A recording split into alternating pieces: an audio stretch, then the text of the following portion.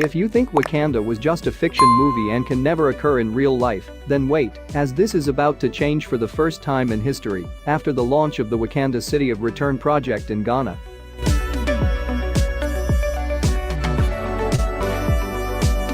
The Wakanda City of Return project has been officially launched in Ghana, and the project is expected to be a legacy of Ghana government's Year of Return and beyond the return tourism initiatives. Officials of Ghana and the city of Cape Coast has signed a memorandum of understanding with the African Diaspora Development Institute, ADDI, and 2 local companies to pave way for the creation of an ultra-modern smart city to be known as the Wakanda City of Return.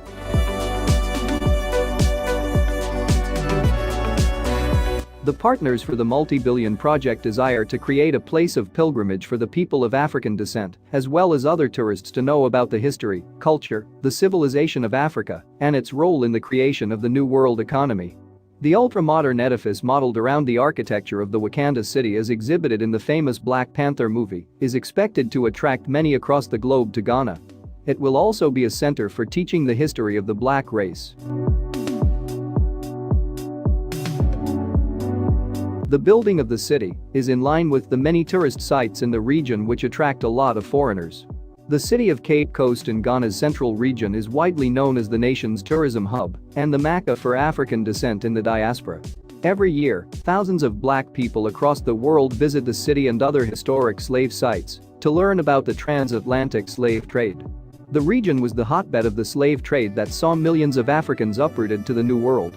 The coastal region has a number of castles and dungeons that were used to keep enslaved men and women for days before they were transported to the Americas to work on various plantations.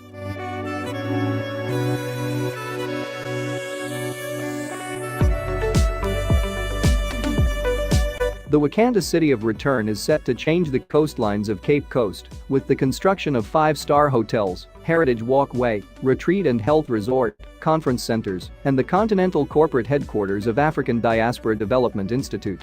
Her Excellency Ambassador Arikana Chihomboro-Quao, the former African Union representative to the United States and the president of African Diaspora Development Institute, praised Honorable Ernest Arthur, the mayor of Cape Coast, for his commitment in ensuring that this project comes to realization. She disclosed her readiness to mobilize funds for the construction to begin as soon as possible. Here are some of her comments for the project. My name is Ambassador Arikana Chihomboro-Quao. I'm the former African Union ambassador to the United States and the founder and president of the African Diaspora Development Institute, an institute that was designed to be the bridge between the people of Africa in the diaspora and the African continent. We are here today to celebrate a momentous occasion, an occasion that has been called upon by our very own president, Nana Addo. After having declared 2019 the year of return, millions of you flocked to Ghana last year, 2019, and you paid homage to our beloved continent. For those of you who are not aware that of the 80% of the slaves that left West Africa for the Americas, they were pulled into Ghana, and they left Ghana through 2 ports. One port was at Cape Coast. They called them castles, we call them dungeons. Those who went to North America, they were pulled around the Cape Coast area. And those who were taken to the Caribbean and South America were pulled at the Elmina dungeons. President Nana Addo felt very strongly that in order for us to complete the journey of healing, let's have a follow-up city, follow-up to the year of return, which was 2019. A place that we can say the children of Africa, descendants of the formerly enslaved, can complete the journey of coming back home.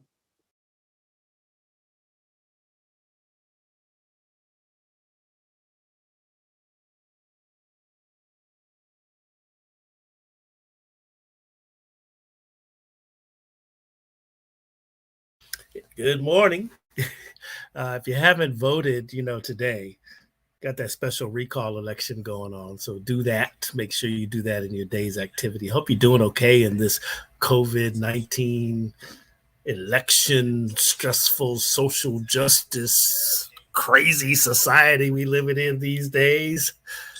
Hope you're centered. Hope you are prayerful. Hope you're eating right, drinking lots of water, vibrating towards the positive. This is really the thing, right? So there you have it. You saw that great video there. That's a portion of what we're going to talk about this morning. Wakanda 1 over there in Ghana. I think I'm going to go over there. I think I'm going to go with my friend, Ambassador Arikana Chihomboro-Quao. I'm feeling kind of froggy this morning because I'm in high cotton. What? This is a good thing. So let's just welcome our guest this morning so we can get to the meat of the matter. There she is, Her Excellency. Ooh, I'm pushing all kinds of. There she is, Her Excellency Dr. Arikana Chihomboro-Quao. How are you this morning? I'm doing very well, my brother. Thank you for having me. And please, I hope you have voted. It's a very important election indeed. Yes. I took care of my vote already and been encouraging the village to go ahead and do it, because one of the Secretary of State, Dr. Shirley Weber, was saying to us that, if you sit it out, that's still a vote. And it could be, turn it to the wrong side if you just don't vote. So everybody's got to get out there, exercise that right. Yep. Absolutely. Yes. All right. So, Dr. Arikana, every time I talk to you, it's just a profound subject matter that we wrap our brains around. And now I know that as I have observed the African Diaspora Development Institute, I know you're really big on building bridges of business, trade, arts, culture with Mother Africa. And now you're leading a delegation over to Ghana to examine the Wakanda 1. Tell me, first of all, let's talk about what that is. Some folks are probably looking at it going, dang, what is that? Let's talk about what that is. And then also you want to introduce your cohort in the struggle there and bring her in. But tell us, what is Wakanda? What is Wakanda? More than the movie. Wakanda is the realization that at some point, the children of Africa, descendants of the formerly enslaved, must come home. This is something that is way past due. It's a call that should have been made centuries ago. But be it as it may, President Nana Addo of Ghana in 2019, he declares 2019 the year of return. The year that he said the children of Africa, descendants of the formerly enslaved, must come home. ADDI, realizing the need for such a place, is one thing to make a proclamation to come back home. Now we needed a place to actually be home, a place where we can have residence, a place we can truly have an address and say, my home is in Africa. Our plan is to have these regional Wakanda cities, one in each region of Africa, which will be points of return for the children of Africa in the diaspora. But not only that, it's also a center where we are going to say the building of the Africa that we want is our responsibility and ours alone. Wakanda City of Return is going to showcase what the future of Africa is going to be like, built by the children of Africa, for the children of Africa. For far too long, we've allowed others to build the Africa that they wanted. And we have sat back and witnessed them exploit our beloved continent and underdevelop Africa intentionally for their benefit. Wakanda City of Return is a game changer. The children of Africa are, for a change, taking the driver's seat and driving the development agenda for Africa, starting with regional Wakanda 1 centers of excellence. It's very interesting, Dr. Arikana. I just got a video that was from 1998 that a friend from Cal State Long Beach, California State University in Long Beach sent me. And it was Minister Farrakhan talking to Malawi. He was in Malawi in the 90s. It was like way back in the day, like 96, 97. And so he's saying in his talk with the press, he's saying that we got to stop, that the the nation, we as Black people have to stop asking for handouts, asking the white man to help us, help us. And he was telling the Malawians, you have everything that you need right here, natural resources, business people. He said, you know, stop asking everybody for stuff when you have everything right here to make it happen. And that's what you're saying. It's like self-determination. Really, you know what's really sad is we're asking for handouts and we're being given handouts out of what they would have taken out of Africa. Everything they're giving us as handouts, they have taken out of Africa. So they take $1,000. We're lucky if they give us $10. And we are begging that for that $10 when it's really our money. I mean, it takes me back again to the subject that I've always talked about, France taking over $500 billion out of Africa. And then I think it was in 2019, France gives $1 billion to all of Africa to go towards the African youth and address the issues of unemployment. And all of us Africans, we're so excited, we're so grateful. And I'm thinking, $1 billion out of centuries of exploitation, centuries of taking over $500 billion a year, and we're celebrating because France gave us $1 billion. We're jokers, you know, we're not serious. But a lot of it is because we don't understand what is really going on. And that's one of the things ADDI is doing, is educating our people, letting them understand what is really going on. And because of that, when people are informed, when people are empowered with knowledge, it becomes an easier journey to do the right thing. And that's also another mission for ADDI. All right, let's continue the conversation about Wakanda, but first let's bring in your Chief Operating Officer, and well, you do the honors there, Ambassador. Go ahead and introduce our dear sister. Yes, with me today, I have my dear little sister, Miss Amirah Ansaar. She is our director for outreach, global outreach. She has done a great job of reaching out and running around and telling the world all about ADDI and encouraging people to join ADDI. Recently, however, and I like to describe her as my little sister, typical New Yorker, fast tongue, fast action, fast everything. Had never been to Africa before. Last month, she picked up and she went to Africa. She was there for 20 days. It was an amazing experience. I did ask her to do one thing before she left.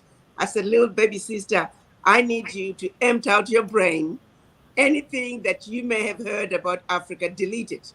I need you to go to Africa with an empty head, ready to receive what Africa is going to give to you. She did precisely that. And I hope today she can share with your audience her amazing experience, 20-day experience in Africa, a little girl from New York City, landing in Ghana. And I hope she can tell you all about it. But from what she has told me, it was an amazing trip. Yes, Sister Amirah, welcome. Coffee Conversations with Greg J. Good morning, or good afternoon where you are. Yes, good afternoon. Thank you so much, Her Excellency. I'm happy to be here. Thank you, Greg, for hosting us so we can share with you a lot about what we're doing with ADDI and our Wakanda One City of Return Trade Expo. I'm so excited about it. But yes, I definitely want to tell you all about my experience in Ghana.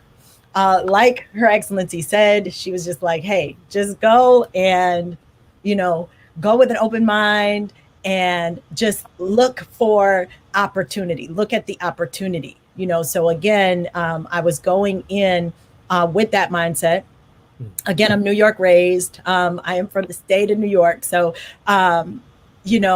that Empire State of mind, so even with that, it was kind of like, I'm going to a whole nother country.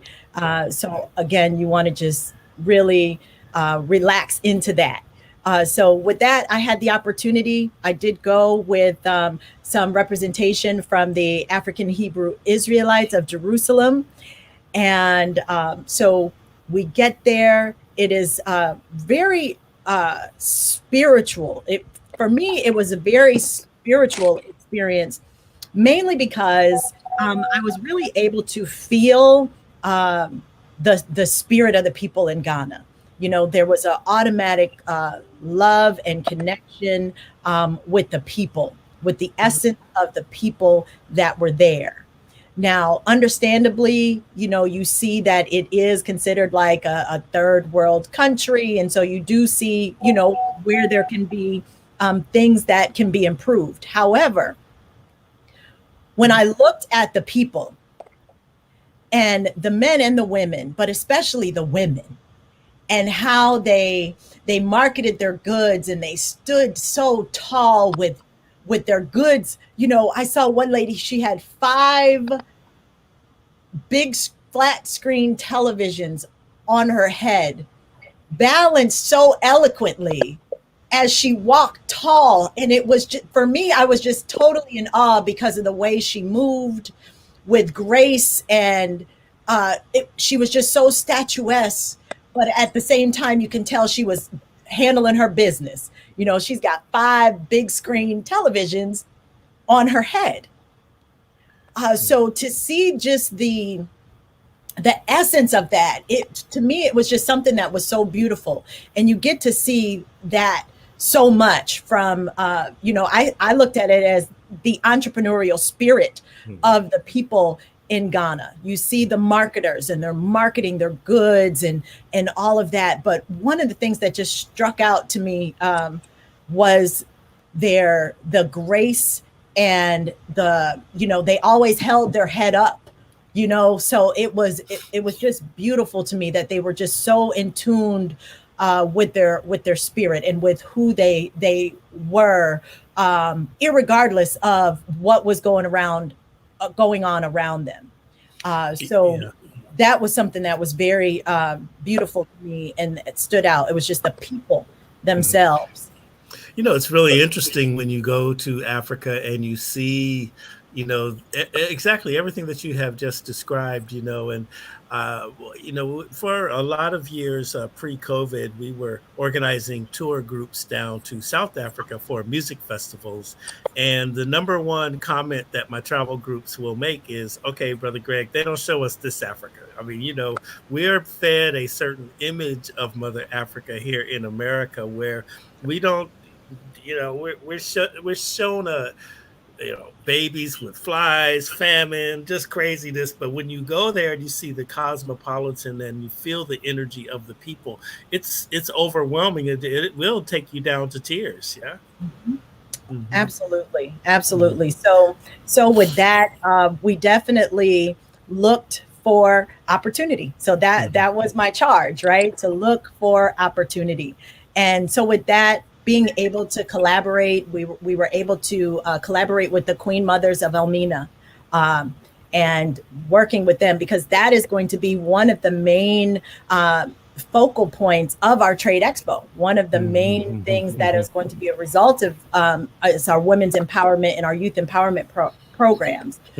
So being able to connect with the women and hear about the different projects and things that they have going on, being able to connect with other African Americans who have been in Ghana for, you know, 10, 20, 30, even 40 years, who have built some amazing places.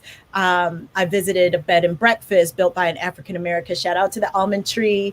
I visited Africa, a group of African Americans, you know, shout out to Nana Shabazz. But so many wonderful places, because again, Ghana in and of itself is just naturally beautiful.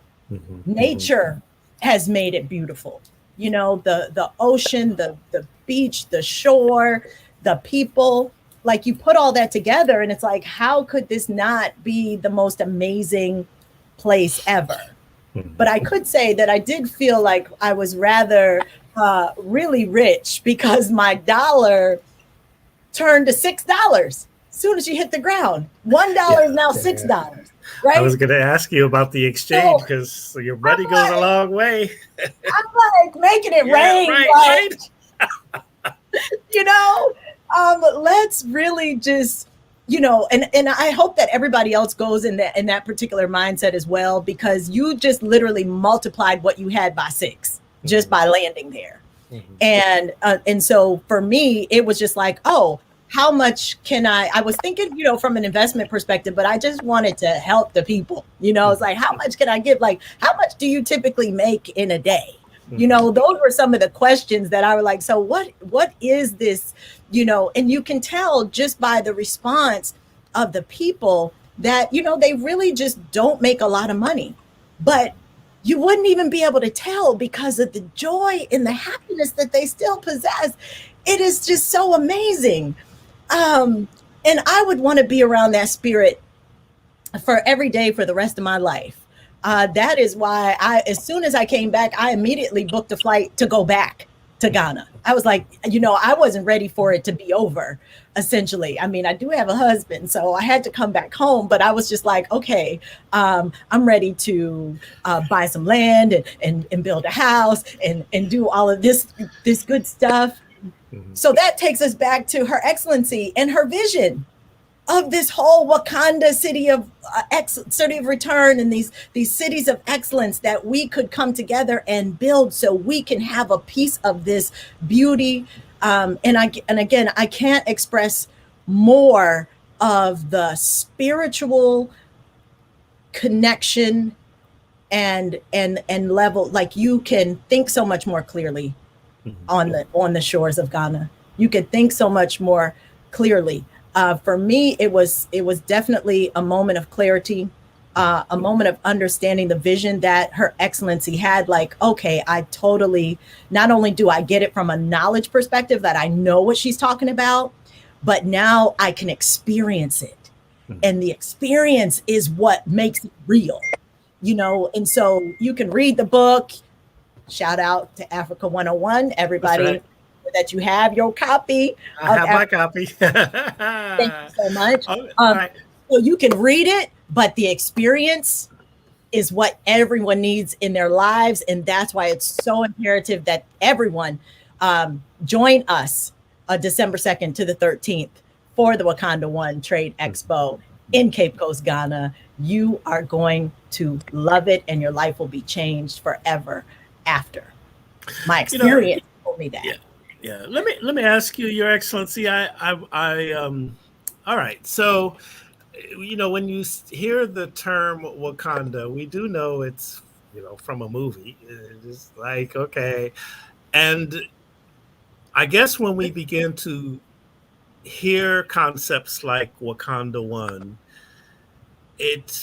it becomes a little hard for us Americans to, okay, is this really going to happen? You know, hard for us to believe in it, but this thing is really coming together. I mean, it's going to happen. A trade expo is a strong step in the right direction. You know, do you encounter a lot of people who might say, oh, okay, Dr. Arikana, yeah, right.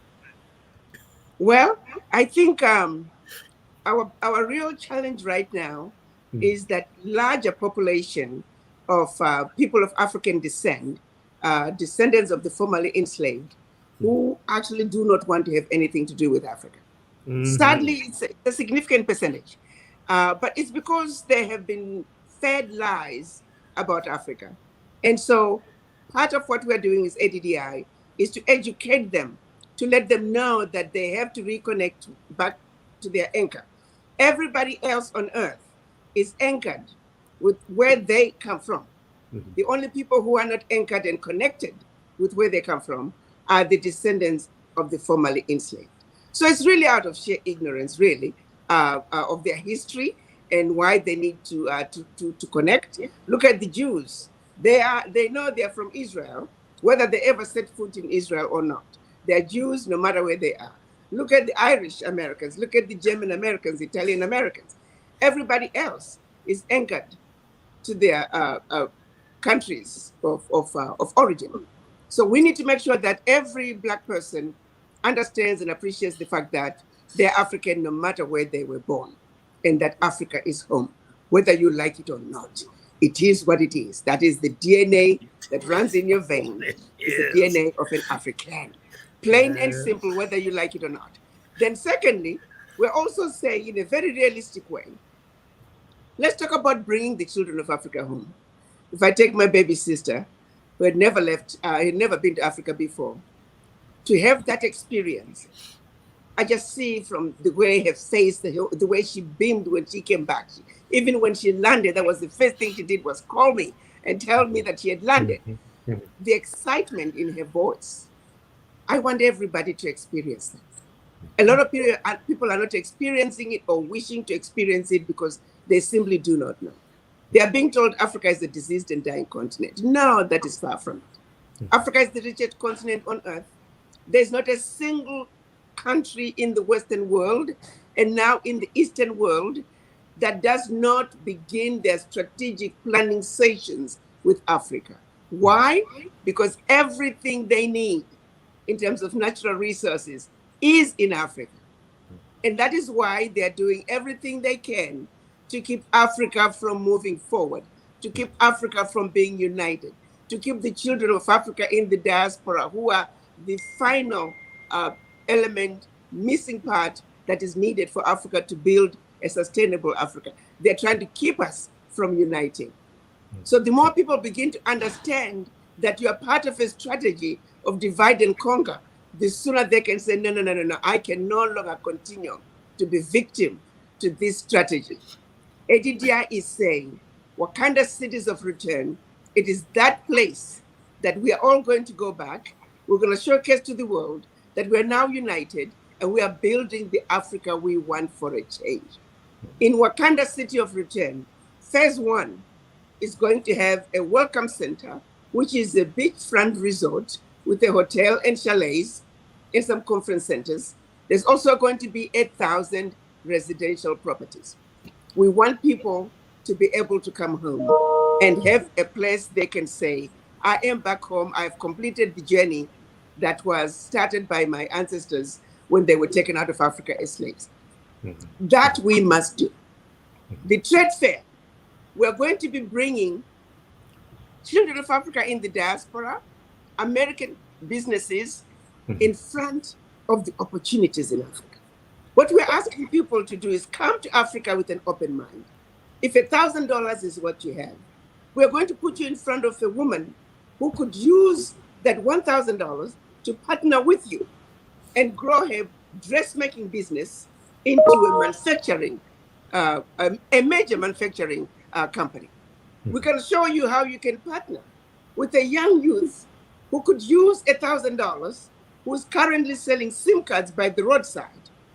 How you can take that 1,000, work with that one youth, and before you know it, the two of you are business owners of electronic shops in various department stores, grocery stores. And I'm telling you stories of scenarios that I've seen myself. What you think is not money, there's so much that could be done. So during the trade fair, we're going to be exposing you to opportunities, small opportunities, all the way to major investment opportunities. For big companies, we are working with the, I'm having a senior moment here. We're working with the Trade Commerce, the Commerce Department in Cape Coast. And they've given us a list of what they're considering low-hanging fruits. This information, companies pay hundreds of thousands of dollars to get that information. We're giving it to you for free. When you come to Ghana, we already have an office in Cape Coast. We have accountant, lawyer who are ready to register your business for free. All you pay is the $100 or $200 it takes to register your company in Ghana. We will facilitate you because we truly believe that when the children of Africa come back home, not only are you going to empower your brothers and sisters on the continent, you're also going to empower yourself. Let me remind everyone that the Chinese are not going to Africa because they love the Africans. The Europeans are not going to Africa because they love the Africans. The rest of the world is not going to Africa because they love the Africans. They are going to Africa because there's something amazing and wonderful going on in Africa. Chinese prisoners, they're being thrown and dumped into Africa with nothing. Within a year, they're multimillionaires. Wow. We want to show you that Africa. We're saying you too can go to Africa poor, and in no time, you're a multimillionaire. We're going to show you how they're doing it. How you can start by buying 10 kilograms of gold, and by the end of the year, you're a multimillionaire. We're going to show you. So that's what's up.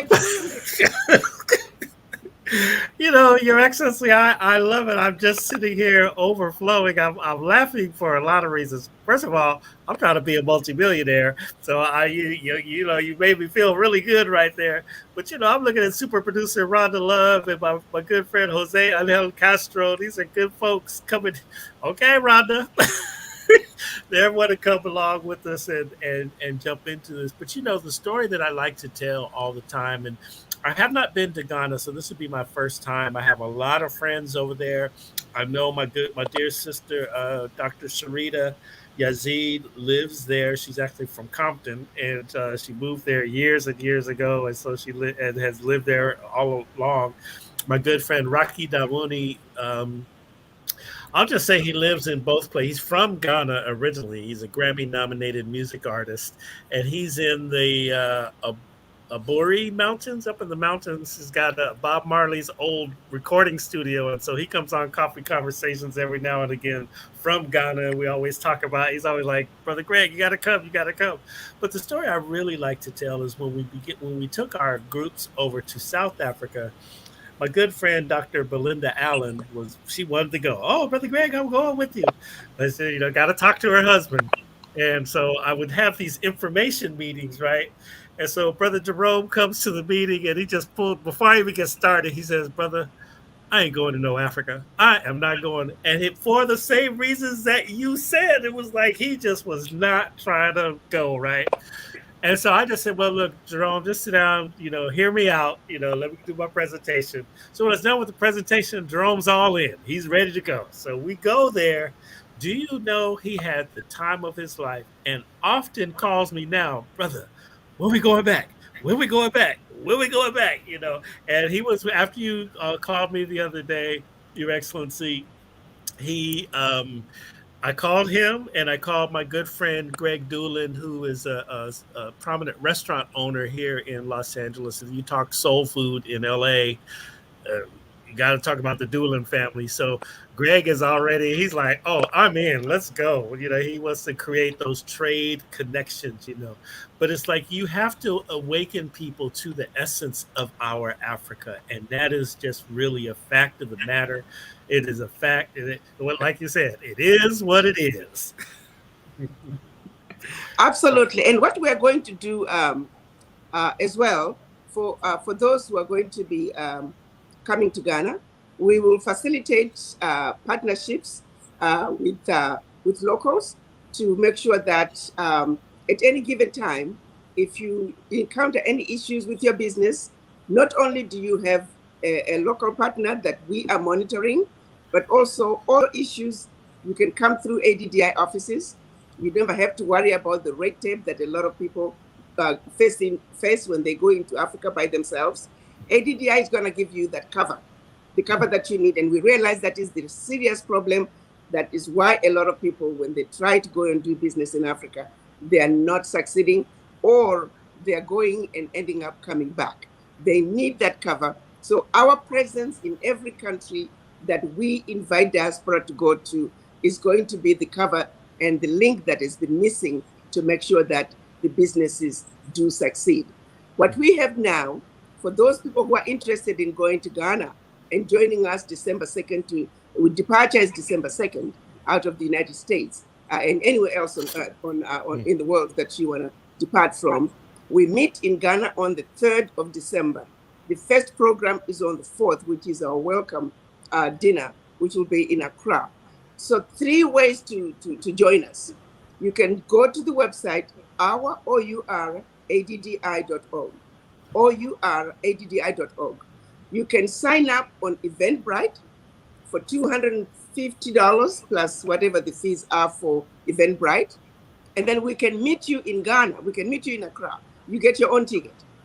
And then from there, if you want to join us in Accra, where we provide you accommodation, meals, transport within Accra, and transport to Cape Coast, transport within Cape Coast, accommodation and meals in Cape Coast, that's going to be $2,400 for you to join us in Accra, and then everything else is covered and bringing you back to Accra where you can pick up your flight back home.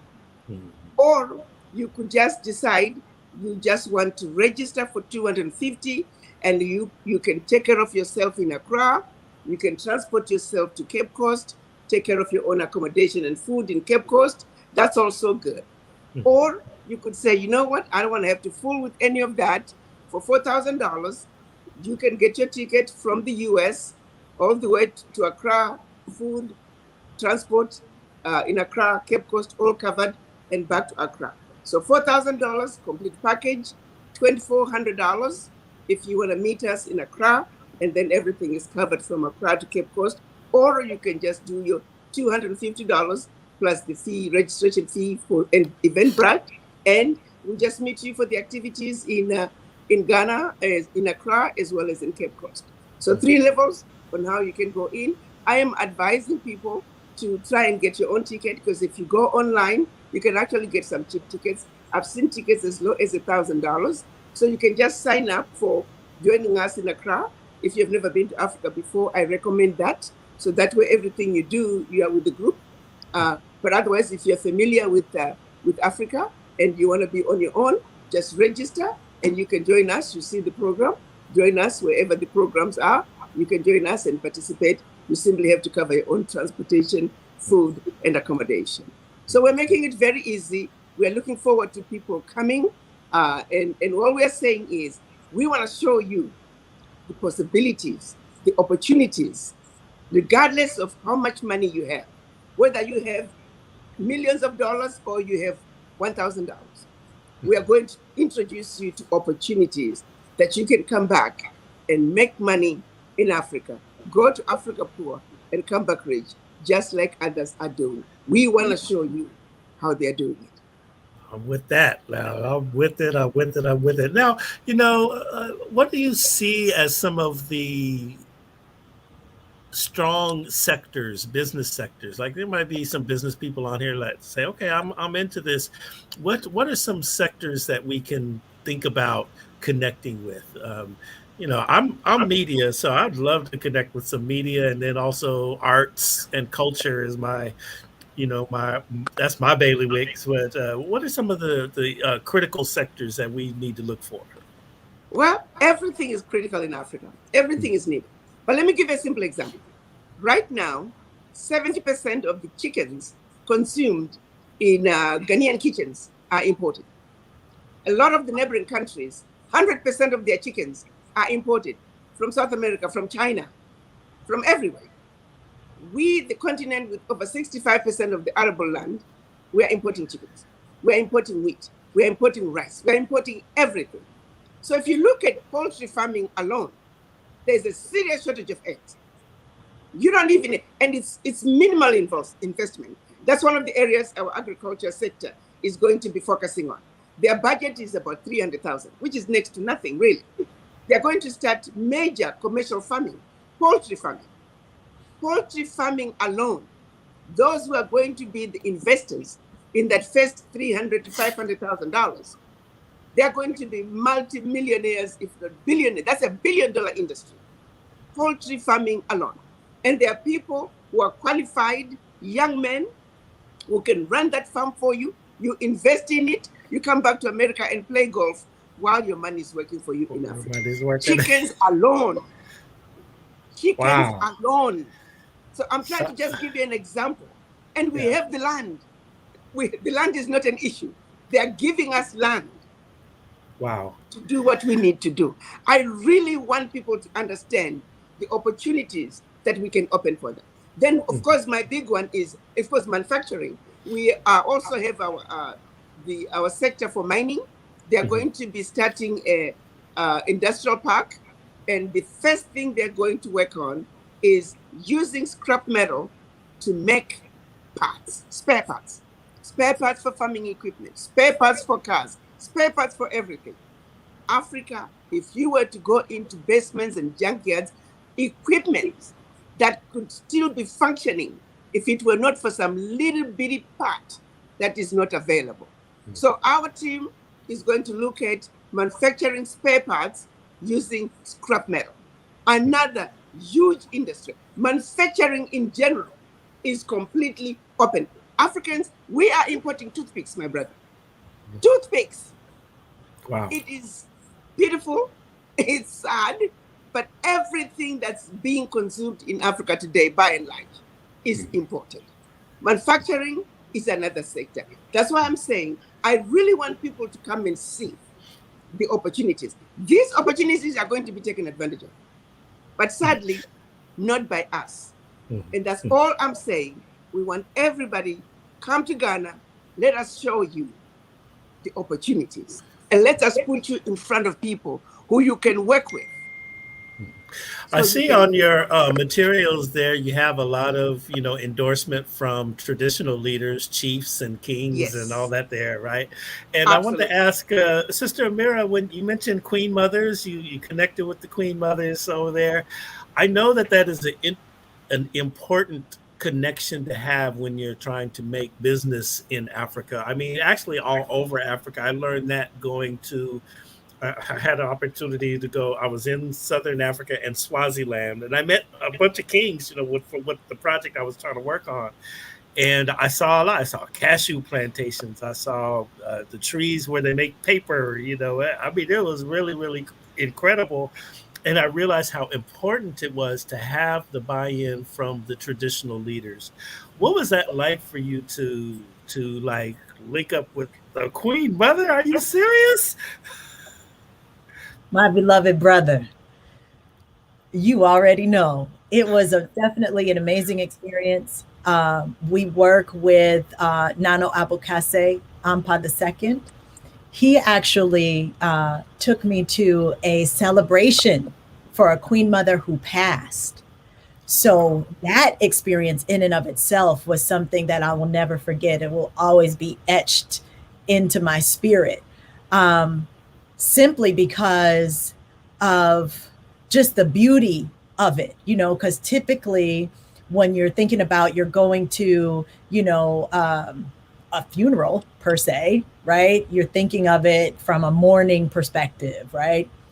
And the celebration that was had in just like the majestic farewell that was bestowed upon the passing Queen Mother was just amazingly beautiful. The traditions that we have as African people are so spiritually connected to the oneness of our Creator. And that is something that I think oftentimes gets stripped away, had been stripped away as you're taken and stolen from where your true roots are. So being brought back to that type of center where you don't see it a lot was definitely something that was very life-changing. And that's one of the things that I also definitely want people to experience there. So there is, like Her Excellency said, there is so much opportunity. There is so much opportunity because it's not like we don't have everything that we need. It's just not organized in a way that is benefiting everyone, right? It's being organized, it's being manipulated in a way that it's only going to support a chosen few. So all it's going to take is for us to go in and just do a little remix. And again, this doesn't require us to demand that somebody stop doing anything, or I don't care what y'all doing, right? It's not about what y'all are doing. It's about what we can do, And because it's being manipulated one way, we just go in and do it a different way, right? Because again, we have everything. There's nothing we need. It's just kind of, just shifting it around a little bit so that it benefits everyone. And I think when we go in with that mindset from a perspective of everyone winning at this, that's when the change begins. Because it's not that the diaspora is coming to Ghana to save Ghana. That's not it, right? It's a collective It's a collective opportunity for us all to work together for the greater good for everyone. And when you step out there, and if you're coming in the mindset, in the appropriate mindset, you will see it immediately. It'll all come to you. I work with Queen Afua's Health and Wellness Institute, and we're so interested in building a wellness retreat in Ghana. That was our goal. And what did we happen across when I got to Ghana? A resort that they were wanting to sell, but only to certain people. Yeah, and it's like, oh my goodness, well, we can fill that void, we can fill that. But again, so being able to just walk into those types of opportunities where you can see that it is divinely connected, it is ours for, I want to say it's ours for the taking, but it's ours for the making. It's ours to ensure that those generations that come after us will have a place that they can be safe, that they can be healthy, that they can flourish in an economy that is good, that serves all people. And we do have the power to make that happen. And under the leadership of Her Excellency Arikana Chihomboro-Quao, I'm telling you, her vision is so spot on. And it's something that is so powerful, because when you are in a collective consciousness that almost says it's impossible, there's no way. We have been, we've kind of been asleep at the wheel for a really long time. And so what we would think are higher principalities have put all of these things in place. So there's no chance, there's no way that we can make this happen. That is when you need the visionaries like our Marcus Garvey, like our Her Excellency Dr. Arikana Chihomboro-Quao, to give you that vision and just say, no, here's the vision. This is what we can do. And then that musters up a power inside of you that you have to tap in. And that's why I think it's so important to go to Ghana, to really connect spiritually, because it opens up so much more that allows you to really feel powerful enough to take on, to actually experience that vision, because again, you can know something, but knowledge is really not power, right? It's the applied knowledge that gives you the power. It's the experience, it's the doing it. And so that is what ADDI and all of our wonderful sector leaders, the directors of our sectors, who have really been spending this last year pulling together all of these people with like mind and the willingness that, they have the knowledge, they have the willingness to go out and do these things based on Her Excellency's vision. But I tell you, it's like once you get there and once you step foot on that soil, you feel empowered to carry forth the vision. And that's important. It's another level when you step off the plane for the first time and you see, and you know what, my African friends often ask me about that. I have to tell them, I say, it's a spiritual experience when I step off the plane in Africa and I look all around and everybody looks like me, Now, let me ask you this abstract question right here, Sister Amirah. Okay, so you get there. Did you see like the doppelganger of some of your friends over here? My people live there. I was like, ain't that such and such from down there? You know that Sally Mae daughter.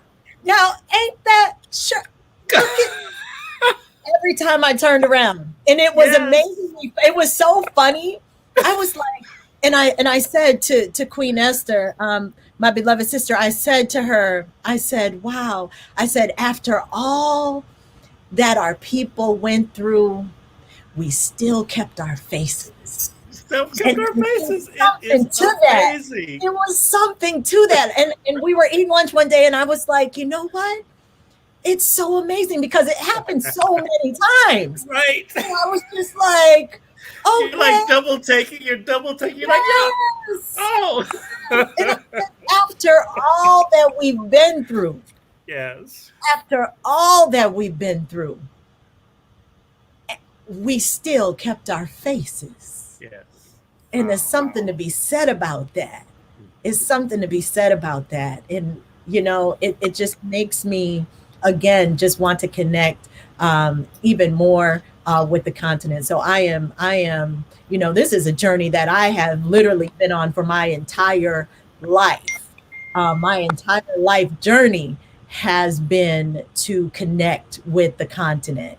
And for this to be my, and I'm about to get emotional and I hate it because like I'm a big crybaby. Oh my gosh. But again, it's just yeah, it's just that emotional because when you know your whole life that there is a mother, that there is a mother that you belong to. Yeah. Yes. Yes. Yes. It's Yeah. just so amazing. It's just so it's- amazing. So I'm looking forward to everything that we're going to do moving forward. I am like, I am just so looking forward to. I'm totally tuned in. Yeah. It's really, really something. Yeah. Wow. You know, I got to ask you all. So I'll tell this story real quick. So, you know, super producer Rhonda Love, she's in the chat there and making sure in the background everything is going okay. Uh, you know, when she came to Africa with me, two things I'd like to say. Look, first of all, the money, like, you know, like you said, okay. So the first time was when I took her and, you know, I had $1,000, she had $1,000, right? And it was like we were like, yo, so it was really, really fun. But when we landed in the airport, right, and so I got this group that I'm trying to manage, make sure the people don't get lost. You know, we're trying to get to our, you know, to our baggage claim. And I turn around and I can't find Rhonda. I don't see her, you know. But then she comes in, she's her face, you know, and I'm like, what's wrong? And she said when the guy stamped her passport, he said, welcome home. And she was just overtaken with emotion, you know, at that time, you know. And she just, almost in tears, like, yo, welcome home. It's that deep. Really something. It's that deep, yes. You know, talking about welcome home, I remember visiting Colombia, South America. And the first time I addressed a group of people, I started by saying by that time I was still the African Union representative to the United States. And I said, I was sent here to bring you home. I was saying it in a simplistic way, but I didn't realize how profound that was to them and what it meant to them that a representative of the African Union was actually in South America to bring them home. As I continued to speak, I began to see more and more people wiping their eyes. And I wondered, was it something that I was saying? I actually had to cut down my presentation because I couldn't figure out what was going on. And I didn't know if somehow unintentionally I was offending people. But when I finished, one guy got up and he just broke down and said, you found us. You found us. He just kept saying it. You found us. And that's when I realized got up, the level of hopelessness, the level of despair you found among the people, especially South America. The Black people in South America, they feel so lost. Like nobody is looking for them. Africans, they feel like Africans on the continent don't want them. They are treated like the scum of the earth in South America, and they don't really know where to go. So yes, I see exactly what Amirah is trying to describe. That feeling of knowing that home is calling you, that home is there if you want to go. That must be done. Every Black person, descendant of the formerly enslaved, must know that Africa is home and you are welcome. That message, we must send it out loud and clear. It is anchoring, it is healing, and it must be done. You know, Your Excellency, I want to ask you. I'm listening to you talk, and you're speaking about your adventures as the representative of the African Union to the United States. You know, since you exploded onto the scene, your message has been one of reality, right? You know, and it's. I'm just thinking we're having this debate in America about critical race theory, right? And I can't understand why white people, don't want to hear this side of history. And everything that, since I have been following you, that you were speaking is truth. It happened. This is what the results have been, and this is what we need to do to rise up. It's just truth, truth, truth, and more truth. Why do you think so many people, including Black people, want to kind of have this adverse reaction to critical race theory or the notion of Pan-Africanism, of going home? What's the problem? I think it's really, that is the part, I think, when you look at our history as Black people, the way we behave as Black people, that is the mind-boggling part of it. The fact that the most outrageous things are being done to Black people around the world. If I were to use the one that's, even now I sit back as I say it, I wonder from everybody's perspective, from us as Black people, as leaders in Africa and the Western world. If you take, for example, as we speak today, thousands of remains of our ancestors are sitting in jars in basements throughout Europe. Their remains were taken by the colonizers because these individuals had risen and fought a vicious war of resistance against the colonizers. But because they were so powerful and strong and they resisted occupation, they got killed and their remains were taken to Europe. One government after another are trying to get these remains back for proper burial. And these European nations are refusing to give them back. It is completely mind-boggling. Wow. I mean, why do you want to keep the remains of the Africans? This is evidence for murder. Africans, we should be asking for justice. We should be asking for revenge. We're not asking for revenge. We're simply saying, give us back the remains of our ancestors so we can give them proper burial. And we're struggling. We're gonna go to court in some cases. Take them to court just to get the remains back. And we still can't have the remains. Wow. You know, the artifacts, expensive artifacts that were stolen out of Africa, forcibly taken out of Africa. They're sitting in museums, sometimes clearly displayed where they was, what country they were stolen from.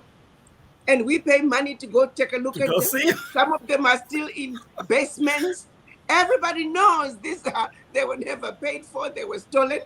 And they will say, yeah, we stole them from Africa, but we're not giving them back. Where else could this be done except in Africa? How long will a thumb of a German soldier last in Mozambique? I mean, sorry, in Namibia. How long will a thumb of a Portuguese soldier last in Mozambique? How long will the finger of a British soldier last in Kenya? Not even an hour. They would storm into those countries, kill thousands of people just to get that little bitty finger. Yes. But in Africa, oh well, it's Black people, who cares? Yeah, who cares? And the reality is, why haven't we, as Black people, also said, Europe, we are not engaging you anymore until these egregious abuses of human rights are corrected? Why haven't we done something? Why haven't we collectively taken a position where you can sit back as a Black person and say, so where do we go from here? Things are so bad. The abuse is so blatant. They don't even try to hide it. Even France, they ratified a law last year claiming to stop African countries from sending 500 billion to France every year. We celebrated, we said, oh yes, finally they've seen the light. Well, guess what? These systems that were in place for the financial flows to go from the central governments of the various African countries into the French treasury, those systems are still in place. So yes, there was a ratification that African countries no longer have to send their bank reserves to France, but the systems are still in place. So the finances are continuing to flow. from African central banks into the French treasury. Why aren't we stopping some of these egregious abuses? Now, so like in the French, it's so funny. France kills me. It's exhausting. It is really exhausting.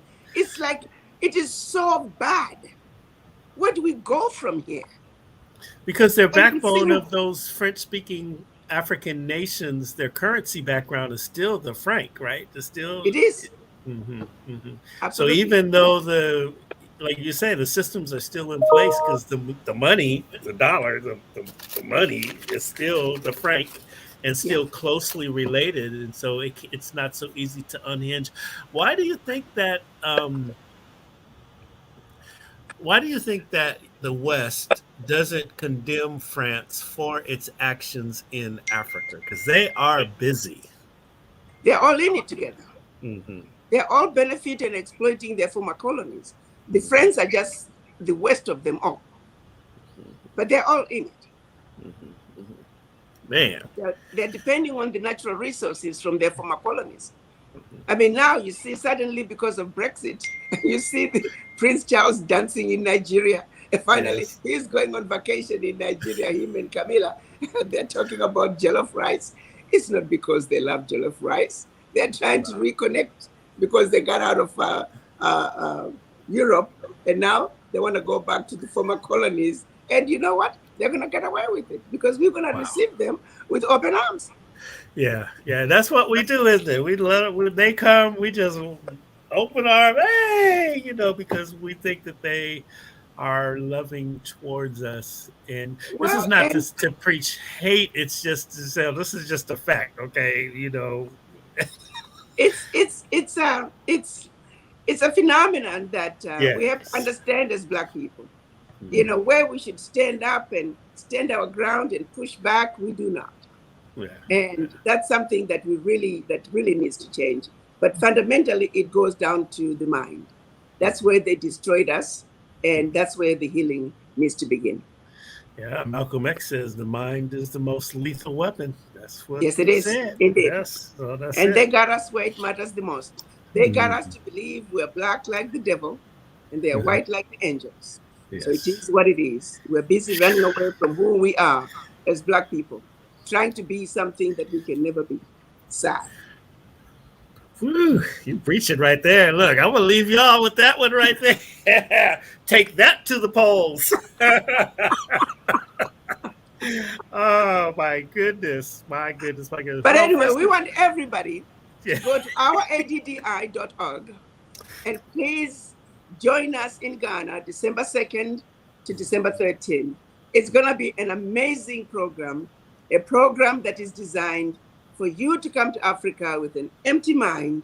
We want to show you how you can come to Africa poor and live rich, just like they do. It's not going to cost you anything except whatever you need to get there.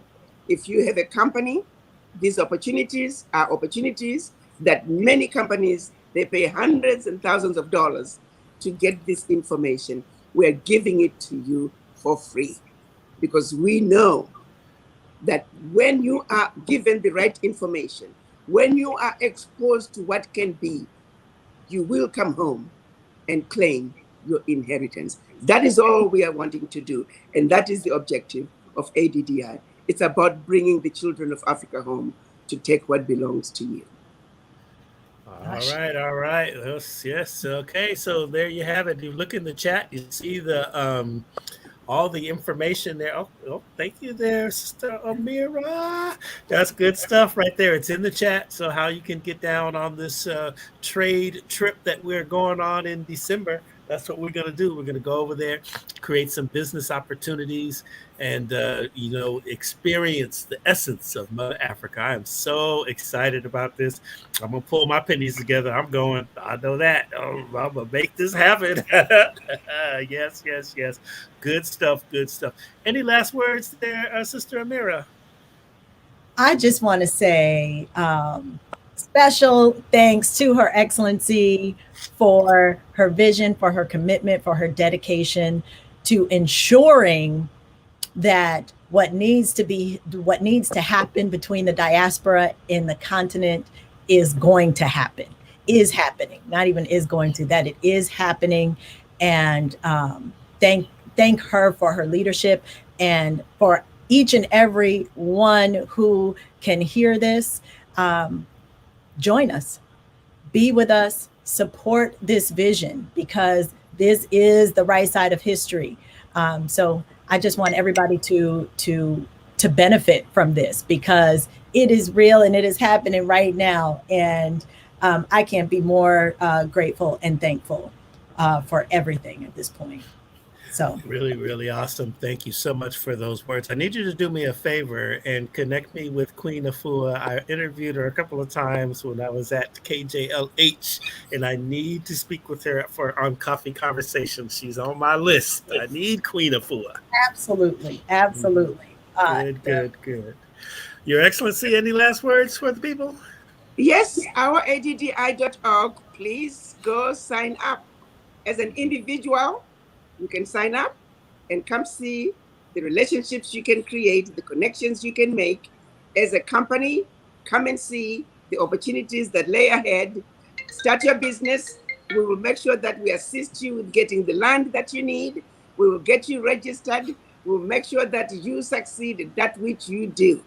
Cape Coast region, the central region of Ghana, the whole country of Ghana, they're looking forward to seeing you. And we are there as ADDI to facilitate your entry into Ghana and making sure that whatever you choose to do, you will succeed. Let us help you come home. Join us in Ghana, December 2nd to December 13th, when we are going to be ground digging the city, Wakanda City of Return, as well as the Wakanda One City of Return Trade Expo. This is your time. This is our moment. Let's go home. Thank you. Let's go home. Let's go home. And look, if you missed this live presentation, it's all right. It'll still be out there on Facebook, on all our different channels, on Facebook, over there on YouTube, on beachcityradio.com, beachcityradio.com. And you can also get this wherever you get your favorite podcast. We're going to load up the audio only. Just go iHeart, Spreaker, Spotify, Google, just wherever you get your favorite podcast. It's there. Coffee Conversations with Greg J. And always remember, y'all, love one another. Love one another. Love one another. Peace and blessings.